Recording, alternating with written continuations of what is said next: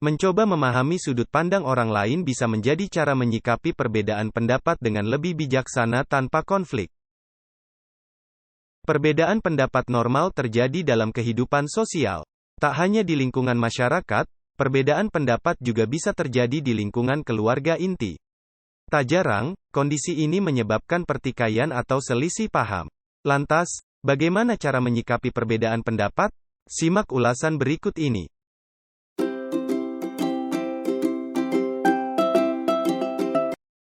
9 cara menyikapi perbedaan pendapat tanpa emosi.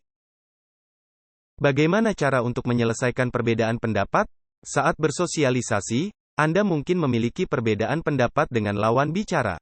Ini normal terjadi. Tak hanya dalam lingkup yang besar seperti masyarakat atau lingkungan kerja, perbedaan pendapat bisa terjadi dengan keluarga, bahkan pasangan. Jadi, bagaimana cara untuk menyelesaikan perbedaan pendapat tersebut dengan bijaksana? 1. Tetap tenang. Ketika perbedaan terjadi dalam suatu diskusi, jangan mudah tersulut emosi. Emosi negatif akan menghasilkan perilaku atau kata-kata yang negatif pula. Hal ini tentu tidak akan menyelesaikan masalah. Cobalah tetap tenang dalam segala situasi. Anda bisa mencoba menarik napas dalam dan berdiam sejenak terlebih dahulu. 2. Mencoba memahami dan menerima. Orang cenderung tidak setuju terhadap sesuatu yang mereka tidak pahami. Untuk itu, mencoba memahami sudut pandang orang lain membuat Anda lebih toleransi terhadap perbedaan, bahkan menghargai perbedaan tersebut. Memahami dan mengapresiasi pendapat orang lain pun bukan berarti Anda menyetujui pendapat orang tersebut. Anda hanya bersikap terbuka untuk mendengarkan opini orang lain.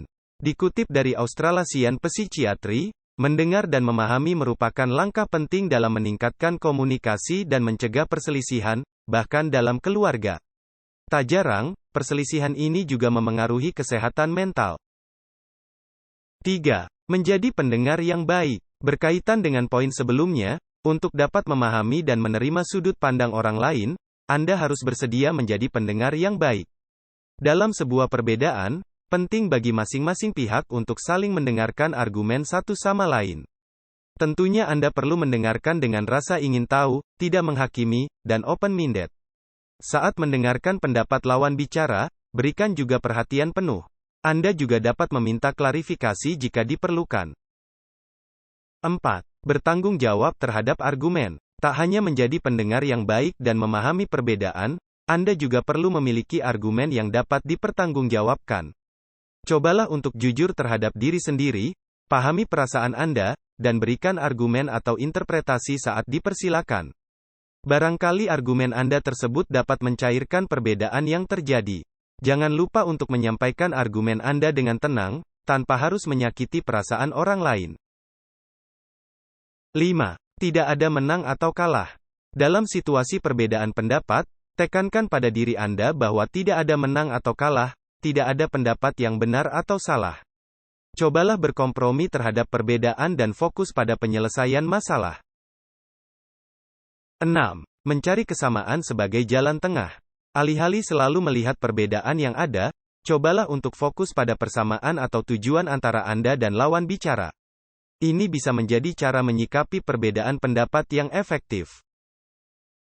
7.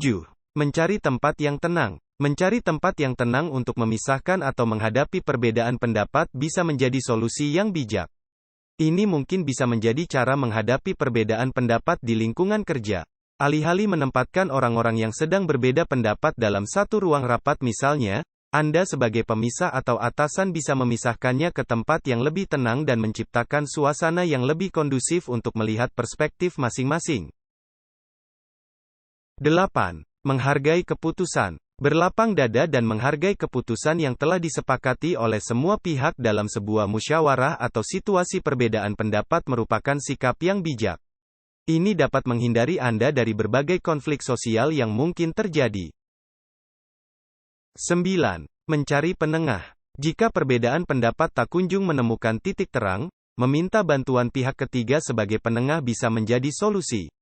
Saat terjadi masalah dengan pasangan atau keluarga, meminta bantuan atau masukan kepada konselor pernikahan atau psikolog keluarga bisa menjadi solusi. Dalam konflik di lingkungan kerja, Meminta bantuan HRD untuk melakukan mediasi juga bisa Anda coba mengatasi perbedaan pendapat.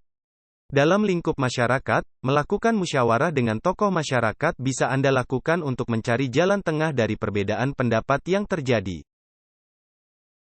Setiap manusia memiliki prinsip dan cara pandang masing-masing terhadap sesuatu. Tak heran jika perbedaan pendapat sering terjadi dalam hubungan sosial.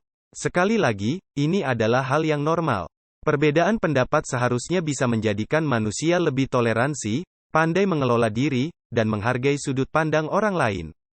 Hal yang perlu dihindari adalah merasa selalu benar dan mengintimidasi orang yang memiliki perbedaan pendapat dengan kita.